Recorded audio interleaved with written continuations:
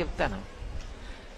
నేను ఏదైనా వాసన మీకు చూపిస్తాను, మంచి వాసన అని చెప్పి పువ్వు పట్టుకొచ్చి ఎంత మంచి పరిమళమోనండి పువ్వు అన్నాను అనుకోండి, ఏది అన్నారు అనుకోండి, నేను మీ దగ్గరికి వచ్చి ఇలా అన్నాను అనుకోండి, బుద్ధి ఉందా లేదా, ఏడు ఇలా తిప్పితే ముక్కు దగ్గరికి పట్టరా అంటారా అనరా?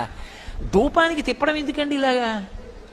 పైగా నిప్పు నెరుసులన్నీ పడిపోయేంత వరకు వెలిగించేసి ఇలా బోర్లా పెట్టి అప్పుడు దాన్ని ఇలా ఊపేసి ఆరిపోయిన తర్వాత ఇలా తిప్పేసి ఆ నెరుసులన్నీ ఆయన బట్టల మీద పడిపోతుంటే ఆయన దులుపుకు లేచి వెళ్ళిపోడు.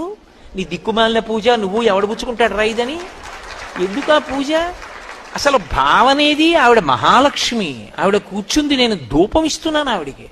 కాబట్టి ఎక్కువ అగ్నిహోత్రం లేకుండా ఒక్కసారి ముక్కు దిగ్గిని ఇలా పెట్టి తీసేస్తే అది పొగ, అదేం పుస్తకం కాదు అక్కడే ఉండిపోవడానికి, అది అలా ముందుకు వెడుతుంది కాబట్టి వాసన వస్తుంది. నా ముక్కులో పెట్టక్కర్లేదు అగరత్తో, ఇలా ముక్కు దగ్గర పెట్టి తీసేస్తే చాలా పొగ.